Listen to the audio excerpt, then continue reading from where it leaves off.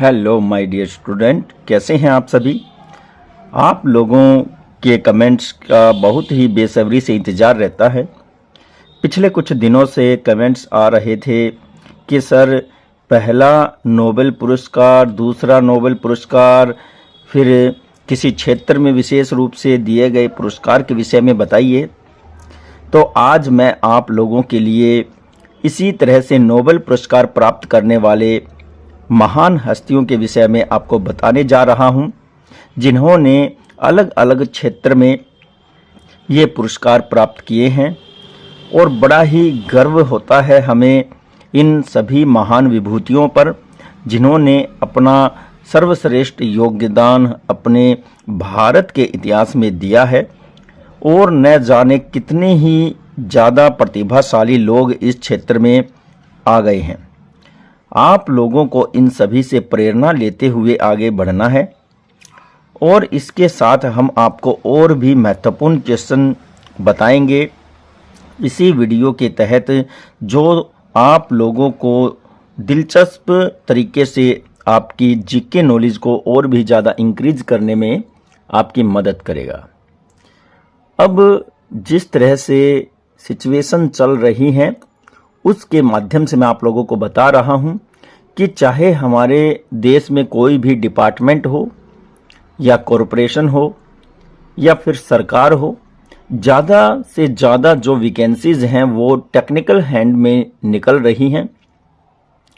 तो प्यारे विद्यार्थियों, मैं आप लोगों को एक और सलाह देना चाहूँगा कि आप लोग अपनी स्टडी के साथ साथ, अपनी पढ़ाई के साथ साथ कोई ना कोई टेक्निकल हैंड वाला कोर्स ज़रूर करें, ताकि आप अपनी स्टडी और उस कोर्स के माध्यम से अपने जीवन में सफल हो सकें। बहुत ही ज़्यादा ज़रूरी है कि अपने तर्कस में ढेर सारे आपको तीर रखने हैं। पूरी तैयारी के साथ आपको परीक्षा के क्षेत्र में उतरना होता है। तो इन्हीं रणनीतियों के साथ आप लोगों को मैदान में जाना है और अपने हिस्से का जो जॉब का क्षेत्र है वहाँ से आपको प्राप्त करना है। तो चलिए हम शुरू करते हैं हमारी ये वीडियो। इसमें नोबेल पुरस्कार प्राप्त करने वाले भारतीय मूल के नागरिकों के विषय में बताया गया है। तो देखिए, सबसे पहले जो हुए हैं वो है रविंद्रनाथ टैगोर। रविंद्रनाथ टैगोर कौन है? ये पश्चिम बंगाल से बिलोंग करते हैं और इन्होंने ही हमारे देश का राष्ट्रीय गान जो है उसका निर्माण किया है, जन गण मन। और यहाँ आप देखेंगे 1913 में इनको ये नोबेल पुरस्कार प्राप्त होता है, और वो भी साहित्य के क्षेत्र में। ये भारतीय मूल के हैं, सीधी सी बात है, मैंने आपको बताया ये पश्चिम बंगाल के हैं। तो आप लोगों को इनसे संबंधित ये क्वेश्चन याद हुए होंगे। रविंद्रनाथ टैगोर बंधु बहुत ही ज़्यादा योगदान दे रहे हैं हमारे देश के लिए। और उस समय इन्होंने बढ़ चढ़ कर के, चाहे वो समाज सुधार हो या किसी तरह से ब्रिटिश सरकार का विरोध करना हो या कुरीतियों के खिलाफ बढ़ चढ़ कर के विरोध करना हो, सब चीज़ों में इन्होंने अपना योगदान दिया है। नेक्स्ट है सीवी रमन। अब ये सीवी रमन जो हैं, इनको 1930 में भौतिकी के क्षेत्र में इनको ये पुरस्कार मिला है, जो नोबेल पुरस्कार प्राप्त करने वाले हैं और भारतीय मूल के सीवी रमन हैं। बहुत ही ज़्यादा हमारे लिए ये हर्ष का विषय है। फिर आते हैं हरगोविंद खुराना जी 1968 में नोबेल पुरस्कार प्राप्त करते हैं और इनको चिकित्सा के क्षेत्र में यह पुरस्कार प्राप्त होता है। और ये भारतीय मूल के हैं और यूएसए में रहते हैं। अब हम बात करें उस कैरेक्टर की जिन्होंने भारत के लिए तन मन धन से गरीबों की पूर्ण सेवा की है, तो वो है मदर टेरेसा। और ये भारत में जब आई तो इन्होंने भारत में लोगों की दुर्दशा को देखा और यहीं रहते हुए इन्होंने उन लोगों की सेवा की। 1979 में इनको नोबेल पुरस्कार दिया जाता है शांति के क्षेत्र में इन्होंने, और ये भारतीय कहा। तो यहाँ आपको ध्यान देना है। फिर है नंबर 5 एस चंद्रशेखर, 1983 में इनको भौतिकी के क्षेत्र में ये अवार्ड मिला है। भारतीय मूल के हैं लेकिन यूएसए में रहते हैं।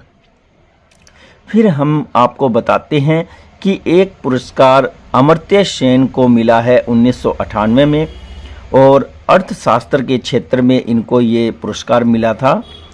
ये भारतीय मूल के हैं। इसके बाद बी.एस. नायपाल हुए हैं, उनको 2001 में नोबेल पुरस्कार से नवाजा गया, और यह पुरस्कार उनको साहित्य के क्षेत्र में प्राप्त हुआ। भारतीय मूल के हैं और त्रिनिदाद और टोबैगो में ये रहते हैं। नेक्स्ट है वेंकटरमन रामाकृष्णन। वेंकटरमन रामाकृष्णन 2009 में नोबेल पुरस्कार पाने वाले भारतीय मूल के रसायन शास्त्री हैं। इनको रसायन विज्ञान में ये पुरस्कार मिला, और ये भी यूएसए में रहते हैं। फिर है कैलाश सत्यार्थी। कैलाश सत्यार्थी को 2014 में नोबेल पुरस्कार शांति के लिए दिया जाता है। शांतिपूर्ण तरीके से जीवन जीने और बहुत से लोगों को शांतिपूर्ण तरीके से ही अपना जीवन जीने के लिए अग्रसर करने वाले ये भारतीय मूल के हैं।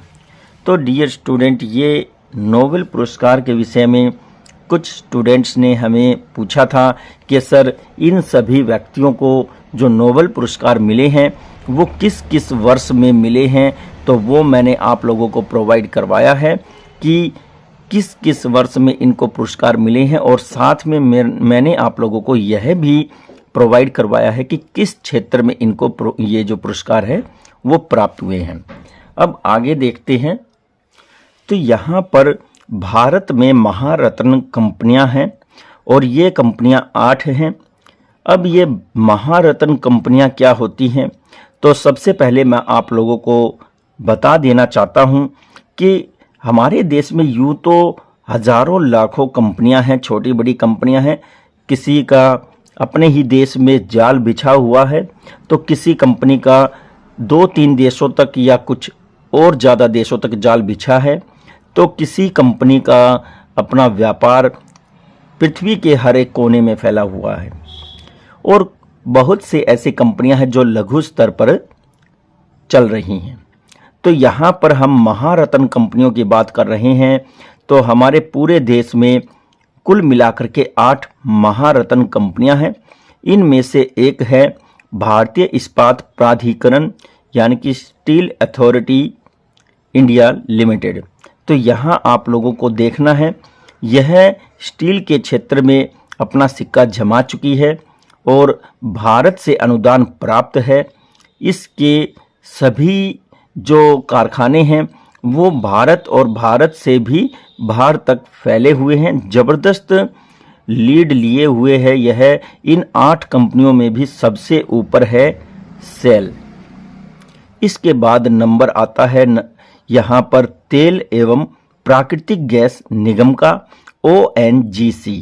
तो यहाँ आप देख सकते हैं ऑयल और नेचुरल गैस कॉरपोरेशन है। तो ऑयल नेचुरल गैस कॉरपोरेशन ये दूसरे नंबर पर है। अब ऑयल की बात करें तो भारत इतना आत्मनिर्भर तो नहीं है जो अपने देश में इतना तेल निकाल सके, तो इसके लिए तेल बाहर से मंगवाया जाता है और उसको शुद्ध करके फिर अलग अलग क्षेत्रों में भेजा जाता है। और इसी तरह से जो प्राकृतिक गैस है इसका भी शोधन कार्य करने के बाद इसे सप्लाई किया जाता है, और ये ONGC जो कॉरपोरेशन है इसके द्वारा सारा कार्य किया जाता है, और ये दूसरे नंबर पर है। अब हम बात करते हैं तीसरे नंबर की। तो भारतीय तेल निगम है, IOC यानी कि इंडियन ऑयल कॉरपोरेशन। यहाँ आप समझ सकते हैं कि भारत सरकार ने तेल के क्षेत्र को सीधे तौर पर अपने हाथ में लिया है, इसलिए IOC का इन्होंने फॉर्मेशन किया। IOC क्या देखता है कि तेल कितने दाम में और कितने गैलन में बाहर से मंगाया जाए, वो कॉरपोरेशन के द्वारा जब तेल मंगवाया जाता है तो उसको देश की विभिन्न रिफाइनरीज में डिवाइड करके यह भेजने का कार्य करता है और उससे अन्य जो महत्वपूर्ण वस्तुएं हैं वो प्राप्त की जाती हैं। फिर उसके बाद जो रिफाइन होने के बाद तेल बचता है उसको देश के विभिन्न राज्यों में बिकने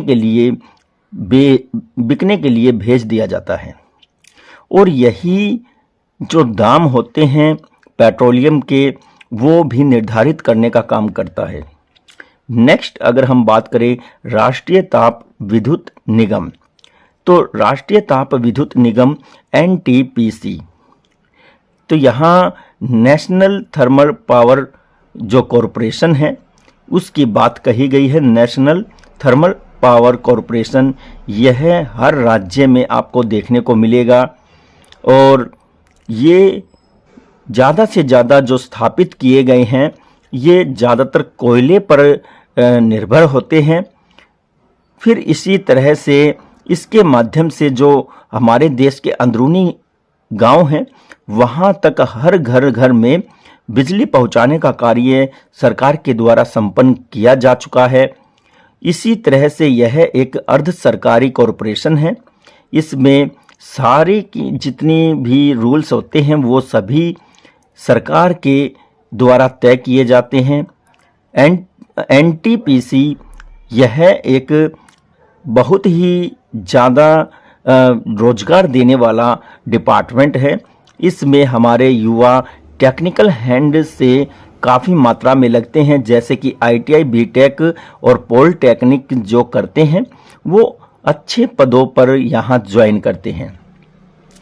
अब इसके बाद कोल इंडिया लिमिटेड की बात करें, CIL, तो कोल इंडिया लिमिटेड यह अपने देश में विभिन्न कोयले की खानों की खोज करता है और जो खानें प्राप्त होती हैं उनका रखरखाव का कार्य भी यही करता है तथा माइनिंग और जो कोल निकाला जाता है उसके डिस्ट्रीब्यूशन का भी कार्य यही देखता है। कोल इंडिया लिमिटेड कोयले की जो मांग है उसको नियंत्रण में रखता है। आज से 20 साल पहले की बात करें तो जो केरोसिन और जो कोल है वो ज़्यादातर घरों में इस्तेमाल होता था, अंगीठी जलाने में, और केरोसिन का भी इस्तेमाल होता था जैसे स्टोव है उसको चलाने के लिए, और जब लाइट नहीं थी तो लोग अपने लैंप्स का जलाने के लिए भी इनका इस्तेमाल करते थे। लेकिन जब धीरे धीरे हमारे यहाँ एनटीपीसी ने दायरा बढ़ाया और विद्युत को लेकर आए तो यहाँ काफ़ी हद तक कोल को बचाया गया है। और इसी तरह से आप देख सकते हैं कि कोल अब धीरे धीरे हमारे देश में कम होता जा रहा है। यह बहुत ही ज़्यादा प्रदूषण करने वाला पदार्थ होता है, तो इसका भी नियंत्रण रूप से ही इस्तेमाल किया जाता है। कोल इंडिया लिमिटेड यह भी एक अर्ध सरकारी कॉरपोरेशन है, लिमिटेड है। तो इसके बाद आप देखिए भारत हैवी इलेक्ट्रिकल्स लिमिटेड, यानी कि भेल, भारत हैवी इलेक्ट्रिकल्स लिमिटेड। तो यहाँ आप देखेंगे कि हल्के से मध्यम, मध्यम से हैवी जो मशीनरीज हैं वो सारी इसी डिपार्टमेंट के तहत आती हैं। मशीनें हैं, उनके कलपुर्जे हैं, उनको असेंबल करने का कार्य है, वो सभी भारत हैवी इलेक्ट्रिकल जो लिमिटेड है इसी के देख रेख में होता है। यह देश में पूरी तरह से हर राज्य और बड़े बड़े महानगरों तक अपना डिपार्टमेंट, अपना जो ऑफिस है वो स्थापित रखता है, और यह भी समय समय पर बहुत सी वैकेंसीज निकालता है और अपने देश के युवाओं को बहुत ही सारा रोजगार प्रदान करता है।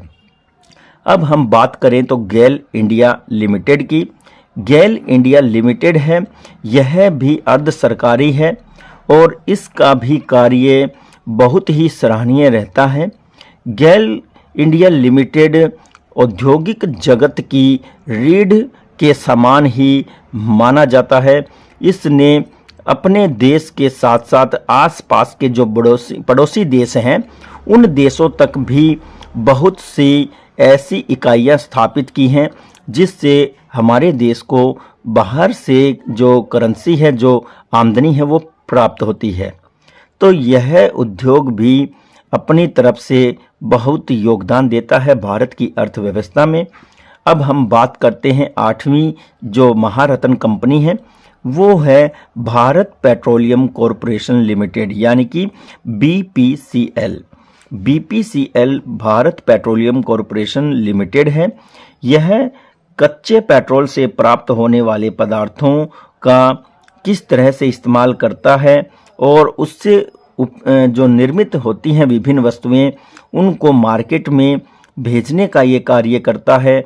और जो पेट्रोलियम है, इसे स्टोर रखने का कार्य करता है और उसी के तहत यह आगे की योजना बनाता है कि पेट्रोलियम को ज़्यादा से ज़्यादा समय तक कैसे बनाए रखा जाए।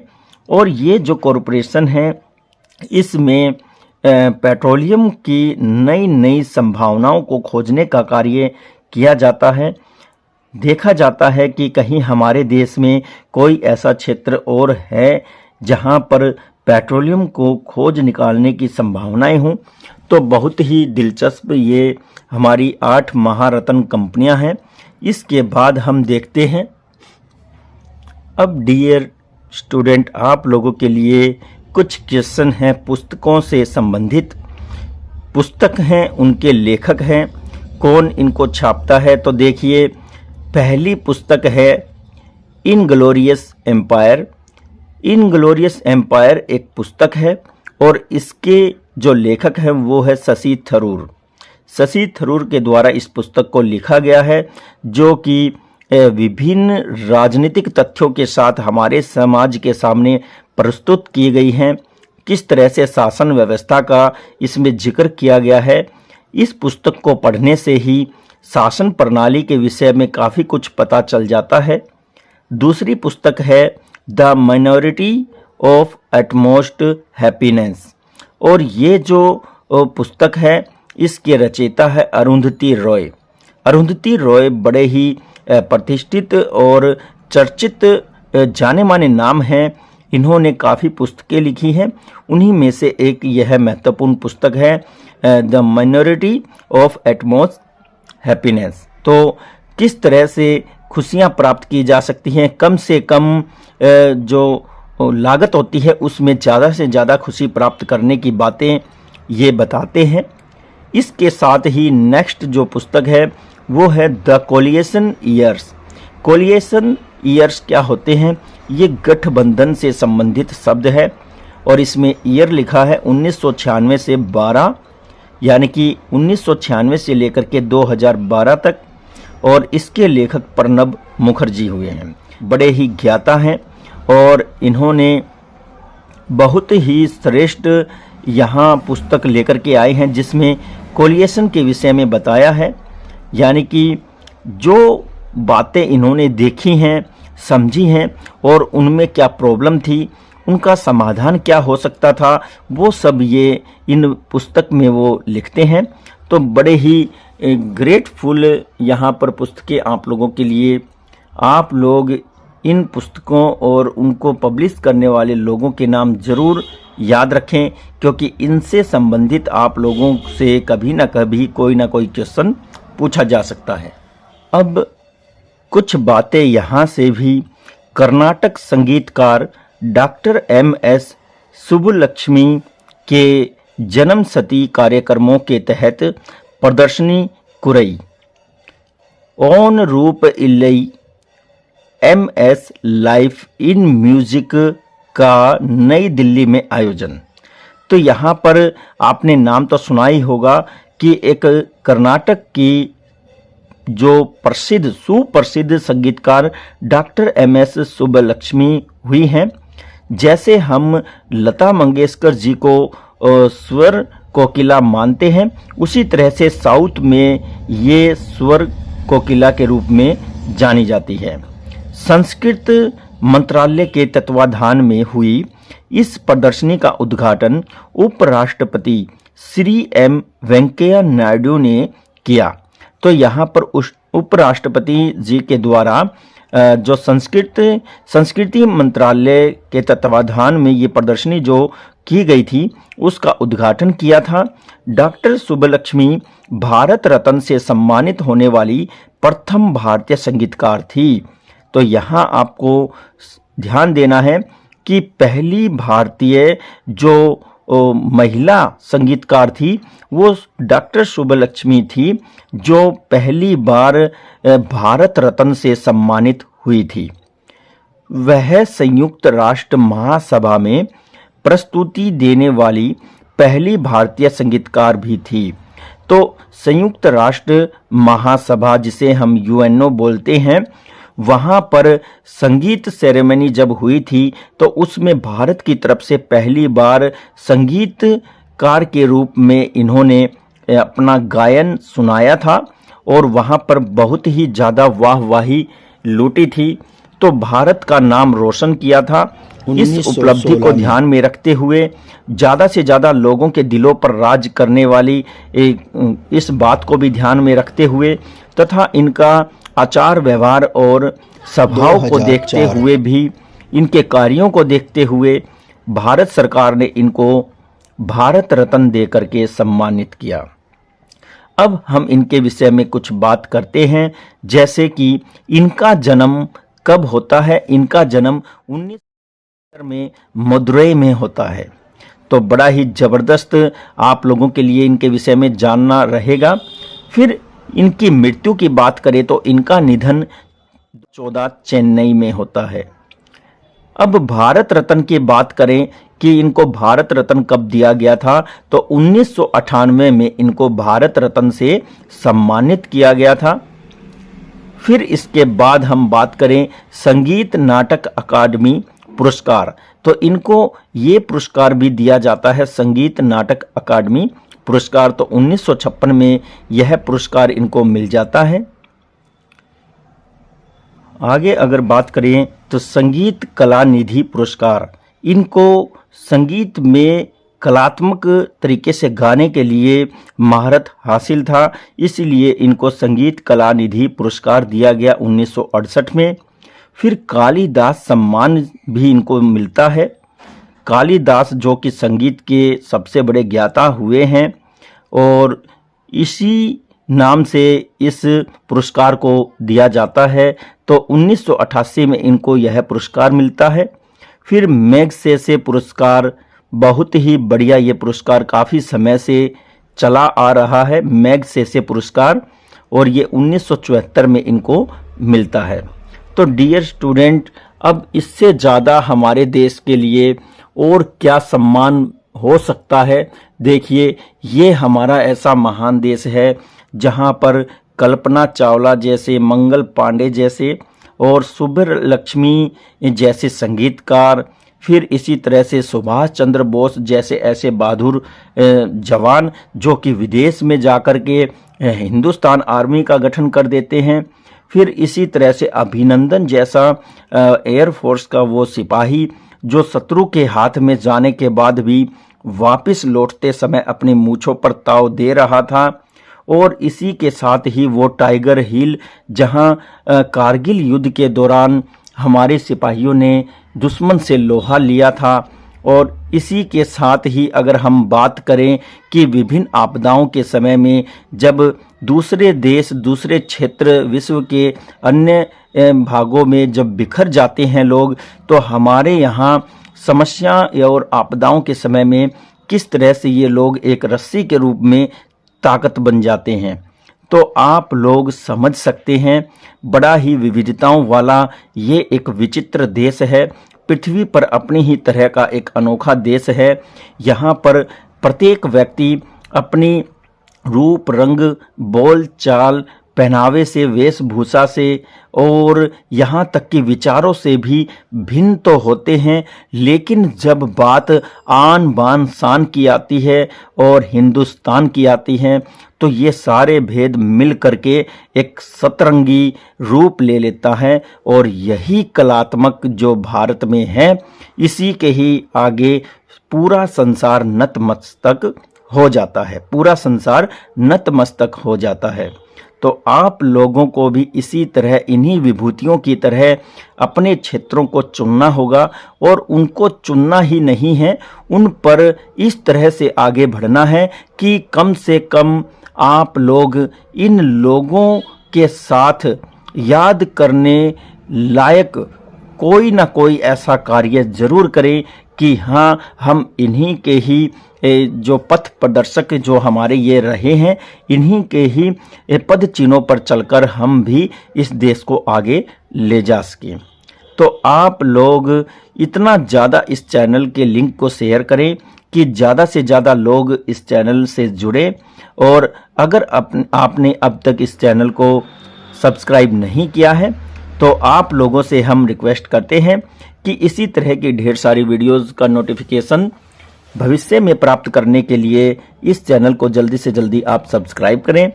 और डियर स्टूडेंट, अगर आपने इस वीडियो को अभी तक लाइक कमेंट शेयर नहीं किया है तो देर किस बात की है, जल्द से जल्द आप इस वीडियो को लाइक कमेंट शेयर करें। कई तरह के अलग अलग क्षेत्रों से हम ये क्वेश्चन एक ही वीडियो में लेकर के आए हैं। छोटी सी वीडियो है लेकिन बड़े काम के क्वेश्चन लेकर के आई है। और अब हम आप लोगों को नेक्स्ट वीडियो में प्रोवाइड करवाने जा रहे हैं 10th और 12th क्लास के शॉर्ट क्वेश्चन, जो कि आपकी परीक्षाओं में ज़्यादा से ज़्यादा आप लोगों को अंक प्राप्त करने में मदद करने वाले हैं। विशेष तौर से 10th क्लास के वो स्टूडेंट जिनके लगभग 40% एक एक नंबर के जो पूछे जाएंगे, तो वो क्वेश्चन यहाँ से आपको कवर होते हुए दिख रहे हैं। आप यहाँ से वो क्वेश्चन कवर कर लेंगे। तो देखते रहिए आपका अपना चैनल। जल्द ही हम ये वीडियो को लेकर के मैदान में उतार देंगे। और तब तक के लिए मुझे दीजिए इजाज़त। नमस्कार, जय हिंद। आइए अब हम देखते हैं नेक्स्ट क्वेश्चन क्या पूछा गया है। जिस चौथे मैसूर युद्ध में टीपू सुल्तान लड़ते लड़ते शहीद हुए वह किस वर्ष में लड़ा गया था? तो किस वर्ष में लड़ा गया था हमें नहीं पता है, लेकिन हमें ये पता है कि टीपू सुल्तान की मृत्यु कब होती है। तो डियर स्टूडेंट, आप लोगों को आंसर मिल जाएगा। तो आंग्ल मैसूर युद्ध के नाम से प्रसिद्ध ये युद्ध हुए थे। और सबसे पहले तो हैदर अली, जो कि टीपू सुल्तान के पिता थे, मैसूर के वो संरक्षक यानी कि शासक थे। जब अंग्रेजों के साथ पहले युद्ध स्टार्ट हुए थे तो इन दोनों युद्धों में जो हैदर अली है वो लीड कर रहे थे, लेकिन दूसरे ही युद्ध में उनकी मृत्यु हो जाती है। फिर उसके बाद टीपू सुल्तान तीसरे युद्ध में लीड कर रहे थे अपनी सेना को। तो वहाँ पर दोनों ही सेनाएं ज़्यादा ज़बरदस्त तरीके से टकराती हैं और जो नतीजा है वो नहीं निकला। फिर उसके कुछ समय के बाद फिर से एक युद्ध लड़ा जाता है और उसमें लड़ते हुए बड़ी बहादुरी से टीपू सुल्तान मारे जाते हैं। तो यहाँ ऑप्शन दिए गए हैं 1761, जी नहीं, पानीपत का युद्ध हुआ था और वो भी तीसरा। फिर 1774, फिर उसके बाद है 1799 और फिर 1817। तो यहाँ पर टीपू सुल्तान की मृत्यु होती है। ऑप्शन सी इसका आंसर है 1799। बहुत ही बढ़िया, ये आप लोगों के लिए क्वेश्चन है। नेक्स्ट क्वेश्चन देखते हैं। पशु जाति का नियम हिंसा और मानव जाति का नियम अहिंसा है, किंतु जहां कायरता और हिंसा में से किसी एक का चुनाव करना हो तो भारत अपने अपमान का निराधार साक्षी बना रहे। ऐसे नामर्द व्यवहार की अपेक्षा स्वमान की रक्षा के लिए हिंसा का आश्रय ले, उसे मैं उचित मानता हूँ, कहने वाले थे। बहुत ही बढ़िया यहाँ पर पंक्तियाँ बताई गई हैं। तो किसने कही होंगी? तो वो देखते हैं कि पशु जाति है उसका नियम हिंसा है और फिर मानव जाति है उसका अहिंसा नियम है, लेकिन कायरता और हिंसा में से एक को चुनना पड़े तो भारत अपने अपमान को निराधार साक्षी बना रहे, ये कहा है। ऐसे नामर्द व्यवहार को वहाँ पर स्वमान की रक्षा के लिए हिंसा का आश्रय लेना पड़ेगा, उसे मैं उचित मानता हूँ। तो ऑप्शन देखते हैं किसने ये कहा है। ऑप्शन ए है जवाहरलाल नेहरू, ऑप्शन बी है सुभाष चंद्र बोस, सी ऑप्शन है महात्मा गांधी और डी ऑप्शन है बाल गंगाधर तिलक। तो यहाँ पर महात्मा गांधी के ये विचार हैं। महात्मा गांधी जी कहते हैं कि हमें अहिंसा करनी चाहिए, हिंसा नहीं करनी चाहिए, लेकिन अगर भारत के स्वाभिमान की बात आती है तो हमें ऐसे नामर्द व्यवहार को त्याग देना चाहिए और हमें अपने स्वाभिमान की रक्षा करने के लिए हिंसा जरूर करनी चाहिए, उन्होंने ये भी कहा है। नेक्स्ट क्वेश्चन देखते हैं। क्वेश्चन कह रहा है निम्नलिखित में से किस वर्ग ने 1857 के विप्लव में, विप्लव का मतलब है यहाँ पर क्रांति, जो संग्राम हुआ था वो भाग नहीं लिया था। तो किस वर्ग ने भाग नहीं लिया था ये पूछा गया है। तो देखिए ऑप्शन एक है खेत मजदूर। तो खेत मजदूरों ने तो भाग लिया था, इससे पहले से ही जो है मजदूरों की, खेती में काम करने वाले जो मजदूर थे उनकी हालत दयनीय थी। फिर किसान है, किसानों की जमीन छीनती जा रही थी, खेत छोटे होते जा रहे थे, उनसे जबरन जो है खेती करवाई जा रही थी अंग्रेजों के द्वारा, तो ये भी शामिल थे। फिर जमींदार है, जमींदारों के ऊपर बहुत से रूल थोप दिए गए थे, उनसे टैक्स ज़्यादा से ज़्यादा प्राप्त किया जा रहा था, उनका लाभ कम होता जा रहा था, ये भी शामिल हुए थे। फिर डी ऑप्शन है साहूकार। साहूकार बड़े बड़े सेठ होते थे और वो अंग्रेजों के साथ उठते बैठते थे, तो डी ऑप्शन इसका आंसर है। नेक्स्ट क्वेश्चन देखते हैं। कांग्रेस में प्रथम विभाजन सूरत अधिवेशन में 1907 में हुआ, उस अधिवेशन के अध्यक्ष थे। तो यहाँ बताया है कि कांग्रेस में पहला जो विभाजन हुआ था वो सूरत में एक अधिवेशन हुआ था 1907 में, उसमें हुआ था। तो उस अधिवेशन का जो अध्यक्ष था वो कौन था? ऑप्शन एक है मौलाना मोहम्मद अली, ऑप्शन बी है सरोजनी नायडू, सी ऑप्शन है रास बिहारी बोस और डी ऑप्शन है ए सी मजूमदार। तो यहाँ आपका आंसर जो बनेगा वो है Ras Behari Bose, option number C. Next question देखते हैं। क्वेश्चन कह रहा है कांग्रेस संविधान में परिवर्तन की मांग किस अधिवेशन से संबंधित नहीं है? कांग्रेस संविधान में परिवर्तन की मांग किस अधिवेशन से संबंधित नहीं है, यानी कि जितने भी अधिवेशन हुए हैं उनमें से काफ़ी अधिवेशन में परिवर्तन की मांग की गई थी संविधान को लेकर के, लेकिन इन 4 जो अधिवेशन दिए गए हैं इनमें से एक ऐसा अधिवेशन है जिसमें वो शामिल नहीं थी। तो यहाँ आपको ऑप्शन बताने जा रहे हैं। ऑप्शन ए है कराची 1931 में जो अधिवेशन हुआ था उसमें, ऑप्शन बी है लाहौर 1929 के अधिवेशन में, ऑप्शन सी है कलकत्ता 1906 के अधिवेशन में और ऑप्शन डी है नागपुर 1920 के अधिवेशन में। तो कांग्रेस के संविधान में परिवर्तन की मांग जो है वो नागपुर अधिवेशन से संबंधित नहीं है। बहुत ही बढ़िया क्वेश्चन है। नेक्स्ट क्वेश्चन देखते हैं। नेक्स्ट जो क्वेश्चन है वो है निम्नलिखित में से किसे कांग्रेस का सबसे युवा अध्यक्ष होने का गौरव प्राप्त है? तो ऑप्शन एक देखते हैं जवाहरलाल नेहरू, ऑप्शन बी है गोपाल कृष्ण गोखले, ऑप्शन सी है अबुल कलाम आजाद और ऑप्शन डी है श्रीनिवास अयंगर। तो यहाँ आपको बताना है इस क्वेश्चन का आंसर कि कांग्रेस का सबसे युवा अध्यक्ष कौन था। तो जी हाँ, मैं आपको बता देता हूँ। यहाँ पर जवाहरलाल नेहरू की बात कही गई है तो ये भी नहीं थे, गोपाल कृष्ण गोखले भी नहीं थे, अबुल कलाम आजाद और श्रीनिवास अयंगर पूछा है। तो यहाँ पर अबुल कलाम आजाद इस क्वेश्चन के आंसर है। बहुत ही बढ़िया क्वेश्चन है यहाँ पर कंपटीशन एग्जाम की तैयारी करने वाले स्टूडेंट के लिए। नेक्स्ट क्वेश्चन देखते हैं। इंडिया इंडिपेंडेंस लीग की स्थापना किसने की थी? तो इंडिया इंडिपेंडेंट लीग की स्थापना पूछा है। IIL इसका हम शॉर्ट नेम बताएंगे और किसने इसकी स्थापना की थी वो आपको इन 4 ऑप्शन में देख करके बताना है। ऑप्शन नंबर 1 है सुभाष चंद्र बोस, फिर है सुरेंद्रनाथ बनर्जी और फिर है रास बिहारी बोस, फिर उसके बाद यहाँ पर रास बिहारी घोष। तो तो आपको बताना है। दो नाम यहाँ पर एक जैसे हैं, बस सरनेम चेंज है, रास बिहारी बोस और रास बिहारी घोष। तो रास बिहारी बोस तो सुभाष चंद्र बोस के ही भाई हुए हैं, तो ये भी आपको ध्यान रखना है। तो इंडिया इंडिपेंडेंस लीग की रचना, IIL की रचना रास बिहारी घोष ने की थी।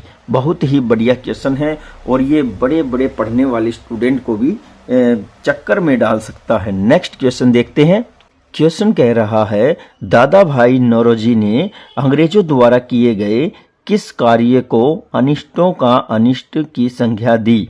जबरदस्त क्वेश्चन है डियर स्टूडेंट, इसको सॉल्व करें कि दादा भाई नौरोजी वो व्यक्ति थे जिन्होंने अंग्रेजों के द्वारा भारत का धन धान्य और दौलत शोहरत जो भी था वो सब इंग्लैंड में ट्रांसफर करने का खुलासा किया था।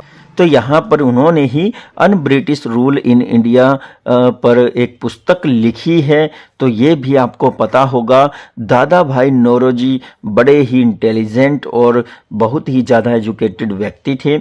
ऑप्शन देखते हैं, अनिष्टों का अनिष्ट की संज्ञा दी थी, किसने दी थी? नंबर 1 है भारतीय परंपरागत उद्योग का विनाश। ऑप्शन 2 है सभी उच्च पद अंग्रेजों की भर्ती। और नंबर सी है धन के निकास। और नंबर डी है नीलहो द्वारा भारतीयों के साथ किए व्यवहार। तो यहाँ आपको बताना है इस क्वेश्चन का आंसर, तो मैंने आपको पहले ही बता दिया है पूरे वृत्तांत में। तो यहाँ ऑप्शन सी इसका आंसर है, धन के निकास से संबंधित था दादा भाई नौरोजी का ये जो वचन था। और उन्होंने क्या कहा है, उन्होंने अंग्रेजों की जो कार्य थे उनको अनिष्टों का अनिष्ट उपाधि दी है। तो डियर स्टूडेंट, ये एक ज़बरदस्त वीडियो सीरीज है आप लोगों के लिए। मैं आप लोगों से वादा करता हूं कि इसी तरह के एक से बढ़कर के एक ज़बरदस्त क्वेश्चन आप लोगों के लिए लेकर आता रहूंगा। सभी स्टूडेंट के द्वारा हमारी इस वीडियो सीरीज को बहुत ही ज़्यादा सराहा जा रहा है। एक के बाद एक एग्ज़ाम आते जा रहे हैं और फिर आपके कंपटीशन एग्ज़ाम के साथ साथ जो आपकी बोर्ड परीक्षाएं हैं वो भी बहुत ही ज़्यादा नज़दीक आ गई हैं। अब हम आप लोगों को और भी हट करके तैयारी करवाने जा रहे हैं। जल्द ही आप लोगों के लिए रीजनिंग और हिंदी इंग्लिश की वीडियोस भी हम लेकर के आ रहे हैं। यहाँ पर आप लोगों का सतत प्रयास ही हमें और भी बेहतरीन वीडियोस बनाने के लिए मजबूर करता है। बहुत ही ज़्यादा लोगों को अपने चैनल से जोड़ें। आप ज़्यादा से ज़्यादा इन वीडियोस को लाइक, कमेंट और शेयर करें और जितने ज़्यादा हो सके उतने ज़्यादा आप लोग अपने कमेंट्स में हमें अपने विचार बताएं। आपके डाउट्स हैं वो भी हमें बताएं।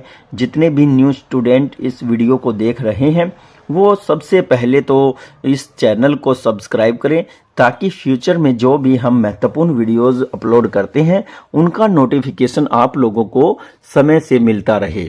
और इसके साथ हम आप लोगों की जो 6th to 12th स्टडी है उसके लिए भी आप लोगों को वीडियोज प्रोवाइड करवा रहे हैं। फिर हम आप लोगों को जीके की बेहतरीन क्वेश्चन सीरीज भी आप लोगों को दे रहे हैं। बीच बीच में जहां तक भी संभव हो हम आप लोगों के लिए तत्पर रहते हैं। आपके अध्ययन के लिए हम सहयोग करते रहते हैं। इसी के साथ ही मुझे दीजिए इजाज़त। मैं संजय कुमार फिर से हाजिर हो जाऊंगा एक और बेहतरीन वीडियो के साथ। नमस्कार, जय हिंद।